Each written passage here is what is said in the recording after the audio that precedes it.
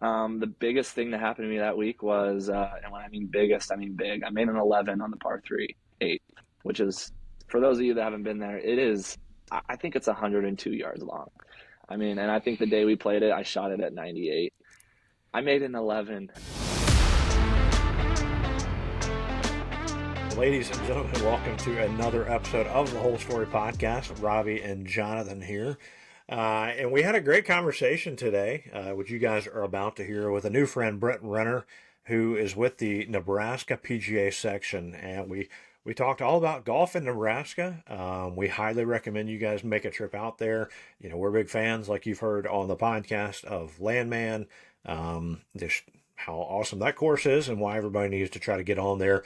We've talked about Landmand. We talked about they sold out this year in 50 minutes. We had Jake from Notify on that said they're their busiest client. And so if you do happen to find yourself in the Nebraska area, check out Notify and see if maybe you can sneak on at Landmand on a tee time that opens up. So, Jonathan, what did you learn about Nebraska golf that you might not have known before? Well, my Midwest bias would say it's cold and flat, but the reality is there's so much more to Nebraska. There's lots of good golf. The crazy part is, and you'll hear the story, if you tried to pick 7 days of a golf trip, you'd run out of days before you run out of great places to play. So, that's for someone, again, from the Midwest, or actually probably more if you're just in the South and you're thinking, why would I ever go to Nebraska to play golf? You should look it up. We've been there. We've played some amazing courses, and we drove past courses where we're like, we should stop here. We should stop here. We should stop there. So, Yeah. yeah, lots of good opportunities. Yeah, the thing I want to do is, he talked about, like the Prairie Club and Cap Rock and all those things, sandhills. Those are, like he said, 5.5 hours from Omaha. So Yep. I want to go and then make that trek out there. Prairie Club looks awesome. It's got two full 18 holes. It's got the horse course, great place to stay, food. But it's a place where you go and you have to be in the area. It'd be awesome. And he threw out Sandhills as a bucket list course for himself. But there's so many courses in that area which not easily accessible. But once you get there, the experience takes over on top of incredible golf. So we need to at some point figure out a way to make that trip possible. So, but he said, obviously besides Landmand, in and around the Omaha Lincoln area, there's some really good golf there too. So highly recommend everybody go check out golf in Nebraska. Hope you enjoy this episode to learn more about what Brett does for the Nebraska PGA Section. But we can't do this without some friends of the program. We're both rocking some pretty sweet Beach Ratty shirts today, starting to warm up. So we'll be wearing our Beach Ratty polos all over the courses. We had the zero restriction gear for our trip to St. Andrews, which was perfect for the cold, windy days. So check out those guys at each of their websites, and if you use Best Ball 20, they were kind enough to give those that listen to the show and like Best Ball a discount on their great stuff. So check those out. Also, thanks to Western Birch. We were just texting with a friend the other day who said, "Hey, I'm about to order 2,000 custom golf tees. Can they get here in time?" And this was on, I think, Monday or Tuesday. He sent us a text this morning that they are out for delivery. Custom tees, colors that he wanted, and he's about to have them in hand within a week. So Western Birch, Lewis and the team there do incredible work. We can't recommend enough. If you're planning a tournament, if you're a course, if you're a business like this that's in the golf space, golf tees are reasonably priced, but custom golf tees wow people. You go to a place like Pinehurst, like we're about to go on our trip, and there are custom tees everywhere, and it's kind of a collector's item, a very inexpensive to the golfer collector's item. So check out westernburst.com. Again, use Best Ball for a little gift with your order. So I think you guys will like this episode with Brett. It was fun to chat with him. We're excited about getting back to Nebraska soon. But yeah, you'll enjoy this episode with Brett Renner.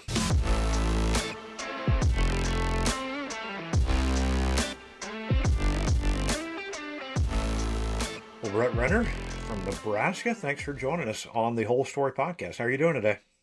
I'm doing great. Thanks for having me. Absolutely. So, Nebraska, we've talked about it. You and I have swapped messages on Twitter, Instagram. I can't even remember where, probably both. But big fan of your work on what you do for the PGA section there in Nebraska. but also just you're documenting and capturing the beauty of the courses in Nebraska. And we've mentioned we've gotten to go to Landmand a couple times. We did play Indian Creek last fall as well, but the growth of Nebraska golf, I think, like you mentioned, is not getting enough attention. So we'll try to remedy that. But before we start talking about that, we want to hear your story in golf. How did you get into it? When did you first start playing? Has it always been something that has been a part of your life? Yeah. So it's been a journey. It hasn't really been a traditional entry into golf business, but I grew up a big baseball player. I grew up playing a lot of sports, but golf was always something I did here and there. It wasn't really a big part of my life, other than the fact my grandpa he played for the Air Force. But you know, when I got into school, I was a broadcasting major at the University of Nebraska. I had these aspirations to be the next play-by-play color commentator. Worked with Husker football a little bit, but to be honest, to be transparent, there was a lot of anxiety in the booth. And I graduated with the major, but there came a time where I was like, this not for me. And one day I was walking down our hallway at the J School, journalism school at the University of Nebraska, and there was a internship posted for the Nebraska PGA Section.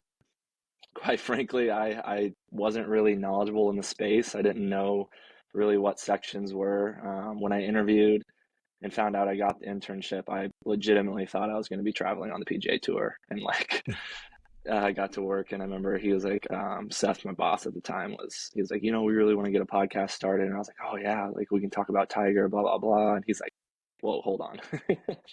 And in that moment, I was like, okay, what are we doing here? What's the section? And 7 years later, I'm now full time. Been full time for about 5 years, and So you're not it's still an been intern. I'm just kidding. no, not still an intern. And but no, it's been so fun. And today I run 3 social media platforms, website, all communications for both the Nebraska PGA, PGA Reach Nebraska, which is our charitable foundation, works with PGA Hope and a few other programs, and then also Nebraska Junior Golf. So it's grown into quite the umbrella of golf programming, and yeah, it's been pretty awesome.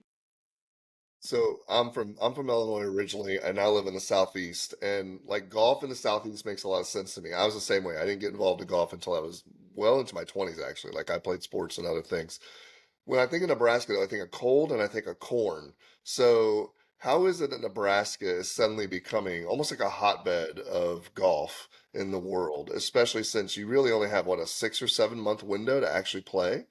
Because you literally can't play in November. Like I can go out here and be chilly in November, but that's not the case in Nebraska.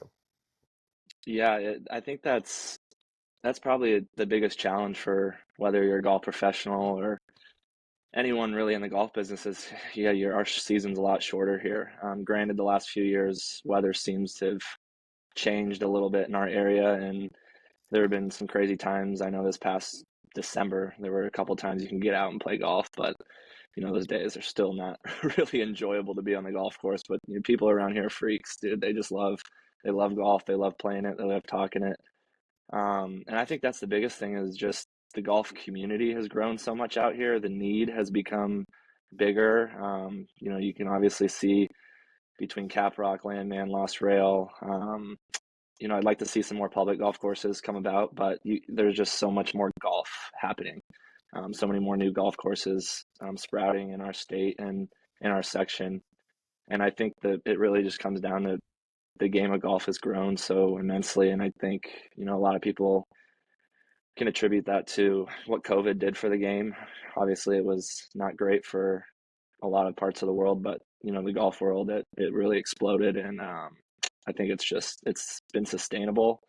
And just the golf business here it's really grown. So how do you, in your role of kind of helping to promote golf in Nebraska, I mean, you pretty long, wide state. A lot of the courses, like you've mentioned, are spread out, so it's not an easy day trip, or if you do, it's an overnight. How do you balance sharing and telling the story of all the courses that your state has to offer? Yeah, I think I'm pretty blessed to have a pretty good platform and opportunity to tell the story of our courses between Nebraska junior golf alone, we run more than 60, 70 junior golf events all across the state. And our section covers a little bit of South Dakota and Iowa. So, I get into that area a little bit. But, between NJG, that's 60 events. Our section runs 34. And then our foundation has really started to dive into those smaller rural areas of Nebraska. So just with my travel schedule, just for our business that we do on a day to day, I have the opportunity to be at so many different courses, and I think that's my favorite part about my job is the opportunity it gives me to see, so many. Whether it's even if it's a 9-hole that, golf course that people have never heard of. I love to tell people about Frederick's Peak, which is right outside of Valentine, right outside of Prairie Club, and it's this 10-hole golf course. They have a little bonus hole to make it 10, and Tom Lehman, former PGA Tour Player of the Year, designed it over Google Earth, and he's never stepped foot on property, which is quite interesting. But it's just like those stories that a lot of people don't know about, and I just kind of realized, in the last 6-7 years that I've worked here, there really isn't too many people like in the golf. Not saying I'm an influencer by any means, but there's really no one devoted to Nebraska golf, telling those stories of our courses, our professionals, quite frankly, our junior golfers. It's seeing the skill that has grown in both boys and girls, and seeing Trevor Gucheski win the U.S. Junior Am last year. Um, it continues to grow, and we're nearing about 1,000 kids signed up for our junior golf program this year. But I think just the opportunities I have of getting to see all these different courses. I just kind of sat down with myself a few years ago and was like, hey, this is a space that isn't really talked about as much as it should be. And I always tell people, I'm biased, obviously, but I just think Nebraska golf is so underrated. And it's, you're starting to see, bigger media channels and, bigger people talk about Nebraska golf more. So it's been exciting to be a part of it for sure. Just a little piece. So if I decided to put together my June itinerary and I had a 1 week window to come to Nebraska, where should I start? What would you how would you draw that out for someone? You need to start at this course. We're gonna Let's take go. you through Let's the go entire two trip. weeks. No, let's go 7 days. 7 days of golf. Are there 7 days of seven golf. spots? And I'm going to assume, let's just say you have access to private as well. Let's just say we've got access to all of them. You got access to all of it. Wow, that's a tough question because there really is just so many places you could start. I would probably start, there's Omaha has some incredible public golf. Lincoln does too, but I think there's just so much, it's more vast in Omaha. You got places like Johnny Goodman, that just terrific greens, but obviously used to be, it was designed and ran by Johnny Goodman himself. I think that'd be a cool place to start. There's a lot of history there. You can see all of his U.S. Open stuff on the walls. But I would probably start in Omaha. Maybe just like how I recommended to you. I think last year was Indian Creek. It's another just incredible property.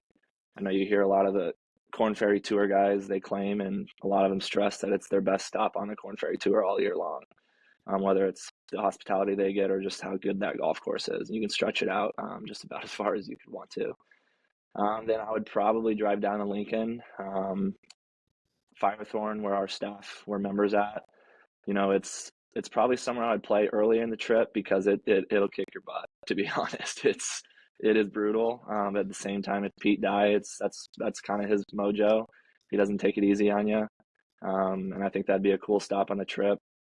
And then I would start probably heading west, and that's probably where the heart of our golf lives, out in the sandhills. But on the way, you could stop in Grand Island. There's some good stops out there with Riverside, and just along the way, you could probably hit Gothenburg. Wild Horse lives out there, and I stress to people, it's the best bang for your buck. I mean, it's under $100, to my knowledge. I don't know if that's changed, but Wild Horse is so good. I know Fried Egg and some other places have went out there and spent some time and talked about it. But yeah, it's fully public, and it lives in this little town of Gothenburg, which there's not even a Walmart out there. Like it's incredible. They have like a McDonald's, a Runza, and that's really about it. And then lays this just absolutely pure 18-hole. And it's really just a retreat. I don't even like to call it a golf course. It's so special. And then yeah, I would spend probably 2 to 3 days in the Sandhills. My favorite place of all, my bachelor party will be there just because it's truly the best, is the Prairie Club. They got 36 holes between the Prairie, or excuse me, between the dunes and the pines. Not sure if you guys have been out there, but it's quite extraordinary. It's like two completely different climates. The pines, you can hear the wind whistle through the trees. The views are amazing. They've got some cliffs that you can kind of oversee and hit some tee shots into. And then you can go over to the dunes course, and you literally feel like you're in a different world. It's extraordinary. And they got this horse course too. That's pretty cool. It's not like a they don't have set tees, set greens. It's basically just a plot of land that they have a bunch of tees and a bunch of greens, and you can kind of just make up your own golf course with your buddies, bring a case of beer out there and just have a time. And then, like I mentioned before, Frederick's Peak, if you go out to Prairie Club, which I know a lot of people in this area and a lot of people travel into, if you're going to go out to Prairie Club, you have to make time to hit Frederick's Peak up. It's truly one of the best 9-hole, I guess it's 10 holes, little experiences I've ever experienced. And like I mentioned, it was designed by Tom Lehman all over Google Earth, which just blows my mind. And he's never stepped foot on property, which is quite interesting. But and then if you have access of all access, I don't have access. I don't really, not many people do.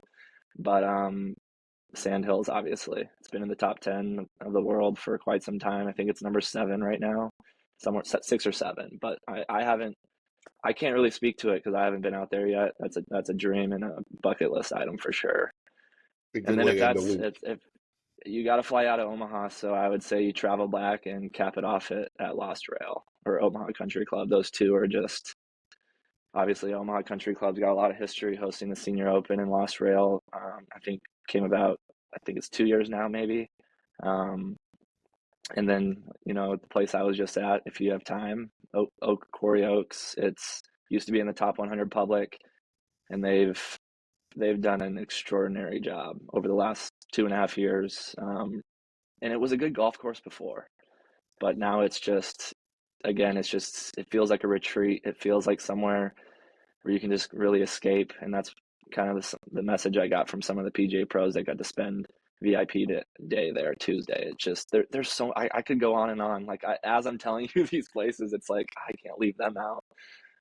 It really, yeah, I think we'd have to go with Robby and take 2 weeks instead of just a week. But there's so many good spots out here. Listen, not whether it's everybody public, private. Yeah. trying to convince your wife to go away for golf for 1 week is hard enough. Trying to get 2 weeks is nearly impossible. That's true. Yeah, that's the next challenge. Well, we need to get you the invite over to Sandhills so we can see some of your beautiful photography and drone skills out there. So yeah, that place would be pretty easy to shoot. yeah, I don't even think I'd have to edit. It's yeah, one day maybe, but it's quite exclusive. Yeah.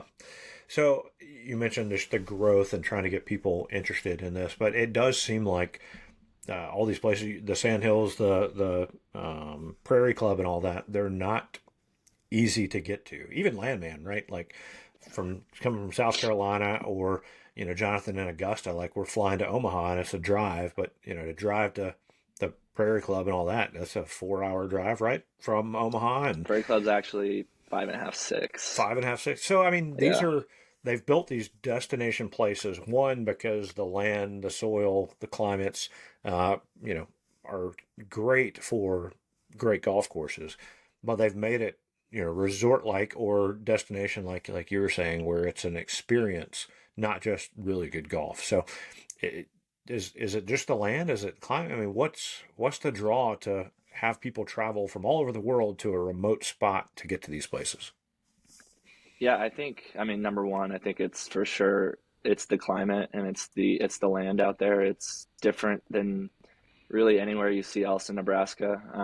I mean, Omaha, Lincoln, Grand Island, it's all pretty flat out here. You hear it, flat, corn, and cold. Unfortunately, it's pretty true. But once you get out, once you get out to the Sandhills, it's so different than anything else you see anywhere else in the state. And I think, when we drive out there, we go to Prairie Club every fall. And on that drive, you could pick out 100 more spots. That's just our favorite thing, is like, oh, look at that spot over there. I mean, think about that golf course that could be. And I truly think, like, 25, 50, 100 years from now, there's going to be countless properties out there. Um, yeah, and I think probably the second thing is it's just so quiet. It's just pure bliss out there. It's just you, your golf ball. There's nothing surrounding those properties. It's just, I think it's just a different vibe, and it really feels. I think that adds to the experience. And like you said, yeah, I think it's more about the experience at those properties than it is about the golf. Obviously, it's a big part of it. But whether you're bringing a family out there, bringing 6 to 8 to 10 guys to just have the trip of a lifetime, I think that experience really comes from it just being you, golf, and just great company. Yeah, well, they're not just making bucket list golf, but bucket list experiences, Yeah, yeah. So sandhills and especially like you said, Prairie Club are high up on that bucket list. yeah, and I think, or what was that? Sorry, you kind of cut out in the middle of that No, question. I'm just saying, like Prairie Club and all those are high up on the bucket list experience. Want to grab some friends and say, "Hey, let's go. You're gonna Yeah, love it." yeah, 100%. And I've, I've I've had some pretty cool opportunities to bring up some friends from Bellevue, which is a little suburb right out of Omaha, and we've all, before this job, we all just grew up on our muni back at home, and that's really the extent of some of my friends' golfing experiences. They, some of them are new into the game, some have really kind of dove into the game a little bit more as I've, taken this job and taken this career path. So that's been cool to see. But I think a couple of years ago, I brought 7 of them out to the Prairie Club, and most of them never even traveled for golf before, granted, or let alone went to a property like that. And it was so eye-opening and so different for some of them. Some of them struggle to get around the golf course a little bit, but that's just really not what it was about. It was, it just was an experience that a lot of us will never forget, and probably a reason why we're going back for my bachelor party. Well, you mentioned Indian Creek, and I think Jonathan and I caught it on the perfect day. One, thank you for the recommendation. We love the course, but we get there, so we fly into Omaha early that morning and get over to the course probably around lunchtime, and Nebraska football was on TV on that Saturday. So we had the course to ourselves because everybody played early so that they could be sitting around the TV in the clubhouse watching the game. So it was quite a start to our trip last year. So thank you for that recommendation. I would echo that and say if you're heading there and you're looking for a great public spot to go play, check out Indian Creek. So Jonathan. Yeah, the one thing that, and you kind of alluded to this, whenever you think Nebraska, you think flat, not Kansas flat, but still flat. Talk about though, there's such a variety of places that aren't flat. Like the dynamics of Nebraska, whenever you get outside of the city, turn into things that you would never imagine. So how do you tell more people about what that really looks like? Oops, sorry, he's Yeah. frozen on my screen. Hey, Oh, for us that here too. freeze. I think, like you saying, talk about the dynamics. You froze there for a second, Jonathan. Go ahead. Nope, you froze. So I guess what Jonathan was saying, the dynamics of just not being flat completely. There's so many different environments and landscapes that you can put golf on. Yeah, I think I guess it's really not all flat. I think of Omaha Country Club's a good example. It's smack dab in the middle of Omaha, and have you guys been out there before? No, we tried. We have not been there. Yeah, it's quite the property. Whether someone's been out there playing or if they went out to this U.S. Senior Open the couple times they had it, it is a brutal walk, absolutely brutal. Um, quite frankly, I don't know how those old boys in the Senior Open got around for 4 days. But yeah, I think they're so it's not all flat, and I think I think our climates allow for you know a lot of trees and a lot of shaping of golf holes. There's a lot of dog legs out here. Um, a lot of water too as well, and I think it's just a really good climate for golf. Until it's November, December, January. But and if you get out more west, there's Scotts Bluff is a city out there, and they have this place called Monument Shadows, and it's a place that people travel to just to see these rocks, essentially, I guess. And they're almost like mountains of rocks, and there's some really cool views out there. I know that's where they play state golf every year for, I think it's Class B. It's either Class B or C, but yeah, it's not all flat. I guess I shouldn't have made it sound like that, but yeah, I Well, think Quarry Oaks. that's what everybody thinks though when they first think of it. Yeah, for sure, for sure. So Yeah, and the it's good news is you need to head there because it's not flat. There's a lot of variety and a lot of fun places to check out. One you didn't even mention on our 2 week tour is the one that first got us to come to Nebraska is Landmand, right? Great public course in that northeast corner of Nebraska, bordering on South Dakota and Iowa there. Um, Public course this year they sold out their tee times in 50 minutes. What has Nebraska or what has Landmand done to, I guess, the Nebraska scene, adding to already great courses and stuff out there? And I guess, how does it impact y'all at the Nebraska, the PGA section there? Yeah, I think Will Anderson's the owner out there, and I think he really just struck lightning in a bottle, and I think Golf Digest, it was either Golf Digest or Golf.com, just did a really cool story on them. And I was listening to him. He claimed to never imagine what this property turned into. Obviously, they knew they were standing on something pretty cool when it came about.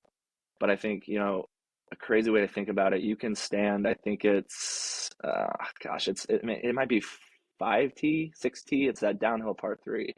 You Yeah. can see three different states from up there. Yep. And it's just, I think, it goes back to the experience. That place, it's another place where it's just you and the golf ball out there. The climate and the hills and the prairie and everything that comes with that property is quite extraordinary.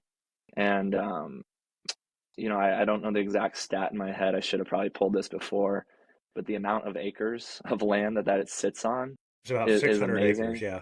Yeah, and I think their greens alone are, I think it's somewhere in the teens for acres of just greens, Yeah. which is incredible. But yeah, I think it's another place that you can go out with 8 buddies, and they have some pretty sweet cabins on property if that works for your budget. But it's just a place it's different, and the vibe out there, I think that's what's really sets it apart is. Some of these, especially for like, I go back to like my Bellevue friends that I brought out to that experience. Some places at times it can feel like you're kind of walking on eggshells. You don't, if you're not someone that's went on these cool experiences or really cool extravagant golf courses before, you can feel kind of out of place at times. Landman, it's not like that. I feel like all their coworkers on property are always just so chill, so cool. They make you feel at home. I think that's really what sets Landman apart from other places and their experiences. There's no stress. There's no stress at all. You really truly feel at home. They make you feel welcomed. And it's so casual, but at the same time, just so good, so good. And a funny story here. So like I mentioned, I didn't grow up as really a golfer. I was very casual here and there. When I took this job, obviously, it became a lot more serious for me. I work with 5 PGA professionals who all can golf their ball, and quite frankly, I cannot golf my ball. But I've tried to get better in the past. But I was like, it's time to. I talk about golf. I'm in this space. I need to feel about what it's like to compete. And an NGA member, so I shot my shot and signed up for the Mid-Am a couple years ago. Took DFL. For those that are listening, it's stands for do. Yeah, we'll just leave that one out. But I Yeah. took DFL, so I learned what it You, was like to compete. Probably not the best spot to compete for my first time ever. Granted, it was a cool spot to do it. $150 was the event registration, so I knew going in like, hey, I'm gonna get a practice round and a full day of golf here, so it's gonna be worth the money, and I'm gonna learn a lot. The biggest thing that happened to me that week was, and when I mean biggest, I mean big. I made an 11 on the par 3 8, which is, for those of you that haven't been there, it is. I think it's 102 yards long. I mean, and I think the day we played it, I shot it at 98. I made an 11. Like I learned so much playing golf at that golf course about course management. Um, and yeah, the story was I went long. I saw players that week, were taking literally 60 degrees and almost purposely laying up short of the green because it's that contour is so small, and those bunkers almost surround it like a moat. And I happened to find the back bunker, found the next bunker, and 7 bunkers later, I went back and forth, and we made an 11. I know my buddy Kurt, who's our Nebraska junior golf director, I brought him up that week just to, you know, not necessarily so much caddy, but just spend the week with me. And he kind of was just sitting in the corner of the green with his hand over his mouth, just kind of watching it happen. And I got lost in the moment. And it's easy to do out there. I feel like it's challenging, and like those greens are incredible. Like they're nuts. Quite frankly, they're nuts. um, like it's almost like you have to figure out the different quadrants of each green, understand where the flags are at, and try to attack that right quadrant. You're not often going to attack flags out there. You're just going to give yourself a chance to hopefully two putt is really how I approach the week. But yeah, it's an extraordinary property. Nothing like I've really ever seen. Um, yeah, it's pretty incredible. You don't have to feel too bad though. Wasn't there a pro just a couple months ago who shot a nine as like a 9 or a 10 on a par four because he got stuck completely around the green and just couldn't get out of bunkers? There's I mean, plenty of yeah, examples. Yeah. it's easy to do. And like that mid am, there were a lot of good players that I knew of going into it, and that I saw down there, and I just took a few minutes to talk and chat, and it's easy to happen. A lot of those guys have some stories that you can seriously get caught in the situation. And like I know I won't say his name, but there was a pro. We had our first section event out there last year, and 17, that bunker in front of the green, that is one of the bigger green or bunkers I've ever seen. And I mean, it's incredible. You sit down in that bunker, you can't see anything. Like you quite frankly don't know where you're aiming, and it's like 10, 15, 20 feet over you. I think 18 is probably even more drastic. Um, yeah, you can have a heyday down there, and it can happen fast. And if you haven't really competed before, like I have, I mean, I was embarrassed. Honestly, I was embarrassed. I got randomly paired with a pretty good player. And I just looked at him. I'm like, I'm sorry, man, that you're witnessing this, but at least you'll have a funny story to go home to tell your friends, and I'll be your story. That's awesome. That's awesome. No, so 8 is like the shortest par 5 in golf, but it probably is more like a par 7. So you didn't do too bad on it. So Yeah, yeah, yeah, yeah. it's fun. We love it, and thankfully we haven't played under those pressure packed conditions. When we played, it was very laid back, like most people get to enjoy it. And so big numbers are fun. It's more about the experience, which is the favorite thing to us about golf anyway. But so what challenges or things in the future do you guys have at the sectional there in Nebraska? Um, I think, I don't like to think of it as a challenge. I just we've Opportunities. had we've had so much growth happen so fast. Our junior golf program used to be three, four, 500 members, and now it's over 1,000. PGA Junior League is separate from our junior tour, and PGA Junior League, it's exploded to a different world almost. I mean, we were in the top 10 for per capita in the PGA of America last year for amount of kids playing here. Another aspect of our business is our foundation, and really our biggest program in our foundation is PJ Hope, which impacts veterans and active military, and uh, it's also grown so fast. I remember our first year we had 25 veterans take part in our first program, which was in Papillion, Nebraska, and last year. So over that course of that whole year, we graduated 25 veterans. This past year, we graduated 205. So it's been quite amazing to see how many more people, whether it's juniors, whether it's pros getting into the business, whether it's veterans taking up PJ Hope. Um, so yeah, I don't think it's a challenge, but it's how do we keep matching this? How do we keep growing? How do we form a staff that can manage these programs that have exploded out of nowhere. And I think that's been the fun part over the last year. We kind of, at our section, so that junior golf and foundation fall under the umbrella of our section. It's really, we're all under one building every day. Um, and I know, 10 years ago, my executive director, David, who's still here, he runs the show. It was just him and Renee, and it was literally just them two in the office. And now we have, I think, 8 to 9.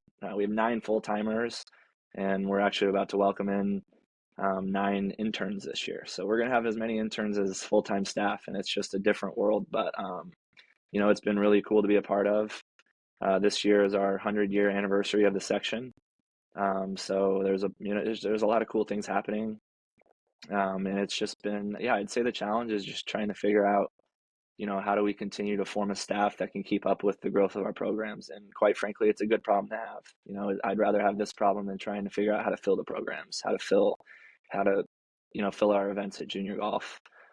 It's not hard to do. I mean, our junior golf events, there's wait lists within hours when they open. And I think the challenge is just making golf as accessible as possible for no matter who you are in our state, in our section. I think that's, our biggest goal is always making it accessible as possible for no matter what your financial situation is or whatever it may be. That's always our mission and goal, is to make sure everyone can play the game. Yeah, it's interesting to think about as you grow the game at the junior, and you're at a unique perspective where 10, 15 years from now, you're going to actually see the fruit of that labor, right? Because you're going to have 10 and 15-year-olds that are now going to be the folks that say, I started playing golf when I was 10. Now I'm 25, and maybe they're the next intern whenever you're the director, right? Yeah, or no, or on tour. yeah, no, 100%. And I think, it's happened already. When I was an intern 2016, I think, no, sorry, 2019. We had this, what now is PGA Junior League. It transferred to that, but it used to be called team golf. And it was essentially, clubs, courses would form 8 to 10 kid teams, and they would just compete as a team in a scramble format, super, super laid back, really just an introductory program to get kids into the game. And I'll never forget this little squirt. His name was Trevor Gucheski, and he's not a little squirt anymore. But seeing these kids that when I was an intern, and another name is Caitlin Hanna. She's at Iowa. She was a tremendous junior golfer in our space. There's so many names I could go on and on, but to see a kid like Trevor start out in our team golf program as an 8-year-old, and now, years later, he wins the U.S. Junior Am on one of the biggest stages in golf. He's going to be playing at the U.S. Open here this summer, and he's going to attend Florida, and he'll compete at Florida. There's so many stories like that, and I think that's truly my favorite part of the job, is watching our juniors develop. There's nothing like it. It feels so rewarding. Very nice. Well, I guess back to your game. One question we ask all our guests, and for us, golf is memories. Whether you're really good or playing for the first time, we ask all our guests, tell us a story, and maybe it is, you're 11 on number 8 at Landmand, but the story of your most memorable golf shot. I would say, probably most memorable. I'm not going to say it's the 11. I probably won't ever forget that, and that will play a role in how I approach certain holes in the future. But I haven't had a hole in one. But in Bellevue, it's actually owned by the military base we have here at Offutt. But they allow public play. It's called Willow Lakes. Super awesome track, really fun, scoreable conditions, really cool holes. But we, one day after the Pinnacle Bank last year, we get to the season, we get in the heat of season, July, August, September. You don't really play too much golf. You think you get in the golf business, you're going to golf a lot more, but quite frankly, that's not really the truth. Not to scare anyone away listening to this, to get in the game, there's a lot of awesome things about it. But with that being said, I think it was Wednesday before Pinnacle Bank got underway. Our foundation was doing a lot with the tournament that year. So we were pretty busy, but there was one day we got off early, and I was like, I'm gonna run and just play 9 holes. I had sometimes there's days like that where I just need to kind of rejuvenate myself, and to do that I play golf. So I went out and played 9 holes at Willow Lakes here in Bellevue, and got to I started on the back actually because they had league on the front. Got to 18. It's a pretty crazy dogleg left par five. I had 205 in with a 5-iron, and I made it. And I was with a buddy of mine who I can never take the guy seriously. He's a jokester, and so am I, so I get it. But we get up to the sun was right in our eyes, and when I hit it, I was like, that felt really good. I knew I had enough club. Never, ever in my imagination did I think, oh, that went in the hole. Got up to the green, and I was looking around. I was actually near the bunker. I thought that's where it went. My buddy went up to the hole, and he's like, oh, it's in the hole. And I was like, I said some choice words, and I called him a name, and I was like, shut up. Like, no way. And he pulled the ball out of the hole, and I was like, wish you would have left that in me there for me to grab. But, yeah, I made it from 205 out, Albatross. At the time, the league was done on the front, and I was like, dude, I just made it 2. Like, we got to keep the round going, right? So we went to the front. I tripled the first. Gave them all back. In 2 holes, I made an albatross, and I was even par. So that is my kind of golf. I have had some really cool things happen, and I've had some really not so cool things happen. And we went out. We actually left after the triple. And I was like, you know what? Let's just go out, get a drink. Called the old fiance and said, hey, babe, I'm not going to be home. I had something really cool happen. She's not really a golf nut, so she didn't really get it. She did have dinner ready at home, so I heard about that one later. But, yeah, we went out and celebrated and had a night, and that was pretty cool. That sounds like my type of golf. We're going to Pinehurst, and I'm hoping for a 2-on-2 and a 10-on-10. So that's 100% where I'm going. Hey, we would take it. Yeah, absolutely. Absolutely. I just have so many funny things happen to me when I play, I swear. Like, when COVID happened here in Nebraska, I'm not sure about where you guys were, but golf continued, which was awesome for everyone. And I remember the first week COVID happened, my grandpa, we wanted to get out, go do something. So we went out and played at our muni back at home called Tregarin. And there's par 3 that it runs right along one of our bigger public roads. And they had put PVC in the holes. Most people use foam. I hated all of it. I thought it was ridiculous, but they used PVC and they put them in the holes. And, there was like a 150 shot. I took out 8-iron, and it was one of those shots where you're like, okay, if that's the number, like it's tracking, could have a chance here. Flew it into the hole, bounces off the PVC, ricochets about 40 yards right onto the street. So I went from nearly making an ace. I'm now out of play. I thought COVID rules, you're supposed to count that, though. Right, yeah. That's the count. So I did give myself a birdie, which probably, like, I was so frustrated. There was literally, the cup was filled with dirt. Like, half of it literally caved in. And I'm like, I'm in the street right now. Like, stuff like that, man. It's just like, you can't make it up. Play it where it lies, man. Play it where it lies. Yeah, I should have. But, yeah, I've never had a hole-in-one. Maybe one day, but. We're still looking too, so don't worry. Don't worry about that. It's a lot. tough. Most people are. You've had an albatross, which is, and they said the odds are tougher for that. So I think you got a one up on a lot of people. I will take that shot every day of the week till I die. So that's probably I'd say the most memorable. Very nice. All right. Another thing we like to do is what we call the quick nine. So just a little back and forth here. First question: what is the favorite course that you've ever played? Yeah, it's Prairie Club. I just think the golf is so good. You got 36 different holes. 2 courses are just 2 complete different worlds, and put that all aside, the experience out there is like no other. Well, can't ask this next one. I was going to say the favorite course in Nebraska, maybe that you haven't played. Favorite course in Nebraska that I haven't played? Yeah, it'd have to be Sandhills. Not like humbly. I've played a lot of places here over my 7 years working for the section, being blessed to have opportunity to play those golf courses. Haven't played Sandhills, and I would say if it's not Sandhills, I'd probably add Caprock to that list. It's another new course that came about. It's actually right in the backyard of Prairie Club, right next to each other, and I've heard tremendous things about it, so that'd probably be number 2 on the list. Have you played Lost Rail yet? I have. It's as good as advertised. It's so good. The conditions obviously are second to none.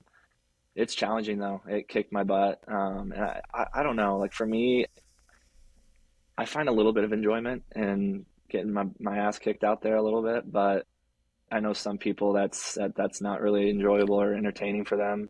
But Lost Rail, it's so good, and it's right outside Omaha in Gretna. Um, yeah, it's pretty awesome. All right, so we'll exclude Nebraska, but what is on your bucket list course? Bucket list, I would say, gosh, there's so many because I haven't played a lot outside of Nebraska. I would say number one would be probably St. Andrews. I think my bucket list trip is I'm not sure the exact year that the Open will go back to St. Andrews, but I hope to attend the Open, and I'm pretty sure I've heard that you can stay a week after the Open closes and it's open to the public. You just got to get in line at about 2 a.m. So I would be all about that. Pinehurst, yeah, number two is up there, and then probably Pebble Beach. And if I played Pebble Beach, like, I'm a sicko. Like, give me the 40-mile-an-hour winds, give me the rain, give me it all. I want the experience. Yep, I agree. All right, so when you hit that bucket list course, who's in your dream foursome? Dream foursome, I would say Tigers. That's a for sure. I would probably put my grandpa number two, and then I'm gonna throw in Sugar. Like, I love, he's a lefty like I am. Um, he, yeah, I'd probably throw Akshay in. Jonathan's a lefty. He I could know. join you. We'll have a fivesome. Y'all can play. Let's go. Another thing on the bucket list is to play in a whole foursome of all lefties. I've never done that. We should put that together sometime. I don't know if you can find those people. Dan Trellinger, we'll get him out there with you. Dan's lefty. Yeah, We can and find he has one. lefty golf, man. We can arrange this. Well, that's a good idea. We could do lefties versus righties. That'd be a good scramble. Yeah, That's there's a in South Carolina. There's they have a lefty righty tournament where you pair up with a righty and a lefty pair up and play in a tournament together. That's kind of cool. that'd be Yeah. fun. If All right. if Nebraska's looking for more ideas, Love that. Very Yep. good. All right. If you could play one major, what would it be and why? Oh, jeez. I mean, I don't know how anyone could not say the Masters. It's just, I've luckily been there the last couple of years. We had some kids qualify for drive, chip, and putt national finals out of Nebraska. nice. So I got to go down there, assist with that event, and then part of that is you get a ticket to the Monday practice round. Seeing that place, it's legitimately hard to put into words. The TV doesn't do it justice, and that's the truth. And just the no phones, the exclusivity.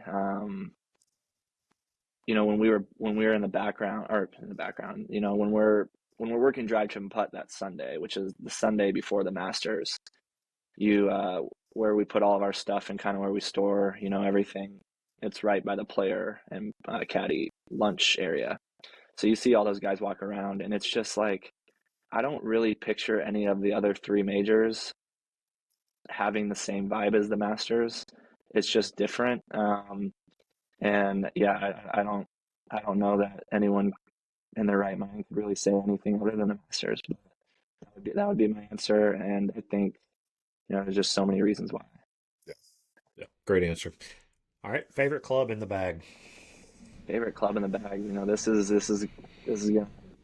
coworkers are gonna roast me for this, but I have a TaylorMade burner from for 2015. I mean, I got a TaylorMade burner hybrid. This club needs to be regripped, disclaimer, but it'll never leave my bag until it can't be swung anymore. I don't know what it is about it. I can't shape the ball with any club but that club. And it's my old trusty, man. Like, I don't carry a 3-wood. It's my You don't have two you don't four. have the burner mini driver now? No, I should. I've always been curious. I'm like, I don't know if it would work for me though, because I'm 6'4" and I'm not very flexible, so I don't know if a mini driver makes sense for me. But I mean, so many guys on tour are using that thing now. I've always wondered what it's like. But yeah, I'd say my favorite club is probably that burner, which is pretty gross to say, to be honest. But Hey, I'm a if it sicko, works. man. If it works. If it works, right? Yeah. All right. All right. What is your favorite snack on the course? Favorite snack on the golf course? Gosh, there's so many. Man, I would say I like to play like my favorite tee time 6:30. Like PM put me or out there AM? before I. What'd you say? Sorry. PM or AM? AM. Okay. I love to get out there before anyone else. I think the winds are usually low. I mean, that's something you got to watch out for here in Nebraska. Is it's like if you're gonna play golf here, you're gonna have to probably get used to the winds. So in the morning, you get to play when the winds are a little bit down. You can play a little bit faster. But with that being said, yeah, hello breakfast, Sammy. Right before the tee. Whether it's sausage, ham, bacon, whatever it is, nothing gets me going and ready for a round more than that. And then if I'd say I don't know who ever thought of like putting a Snickers in the freezer, but it's like the most genius idea ever because it makes it, I feel like, 10 times better. And so I'd say a frozen Snickers would also be up there. Love that Good, one. good answer. All right. We normally ask just in general favorite golf course logo, but I want to hear your favorite logo in Nebraska. Oh, shoot. Oh, man. Landman's is up there. They're just so good. And I think they have several different ones, but the carton is really good. I'm a homer. I love Prairie clubs. I think those sandhill cranes are, what sandhills is all about. Oh shoot, let me think. There's a new logo. I can't speak of it yet. It's about to come out. Someone's doing a little renovation of the old logo, and it's I'll say it's in northern Nebraska. But I'll wait till that one comes out. I probably shouldn't spill that here when Yeah, I was told not to. we don't want to break any news here. Yeah. Yeah, I would say Landman's is pretty awesome. And I love Prairie clubs as well. There's a lot of good logos out here though. Happy Hollow Lo- clubs with the putter Lost boy. Rail is a good one. Lost Rails is really good. I think Happy's has got the most history behind it. I know they caught some grief with.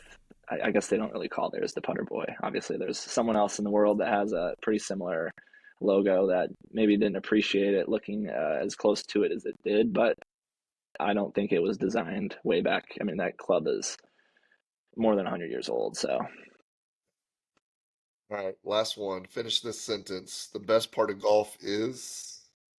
I think the best part of golf is just, whether you're meeting someone new or getting to spend, cherished moments with whoever you're with on the golf course. I think, whether it's my dad, my grandpa, friends I haven't seen in a while, or, I'm the kind of person that if I'll play as a solo and put me with some random people, and I love to meet people.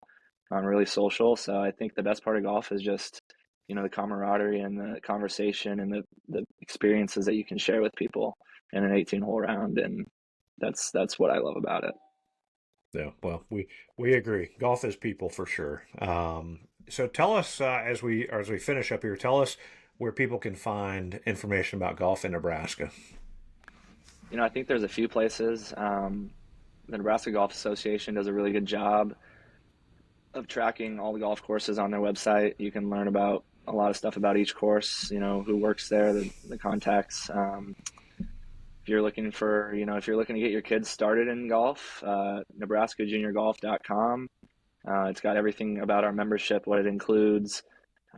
There's opportunities no matter what skill level your kids are. It's ages 8 to 17, right before they graduate high school. Um, if you're a veteran out there, PGA Reach Nebraska. That's on our Nebraska PGA website, which is nebraskapga.com. You can learn about, um, how you can get involved as a veteran. We have a program that we do for high school girls, programs across the state called Clubs for Youth, where we're putting brand new golf clubs, push carts, and PGA instruction into those programs. Yeah, I think those are some good outlets to learn more about what we're all about. And another person that I would like to throw out is his name's Stu Pospisil. He's the golf editor for the Omaha World Herald. He's been around for I think 41, going on 41 years, talking golf in this state, and I'm not quite sure there's anyone in the area that's more knowledgeable than him. He's a good follow on social media. So yeah, I'd say those are some outlets that you can use to learn more about our state and our section and golf courses and people that are included in it. Well, We're big fans. We need to come see more of the space. Jonathan and I still recommend, if we can pull it off, a 2-week trip at least. And let's go check out some stuff. Brett, we'll tee it up together and Yeah. watch you and Jonathan go to have a little lefty battle. That'd be fun. Yeah, that'd be awesome. You guys let me know, and I'll clear my schedule. We'll make it happen. There you go. Maybe we can all just meet up and go play some of these bucket list courses together. Let's do it. So awesome. Well, for Brett and Jonathan, this is Robby. You guys have been listening to another episode of the Whole Story Podcast.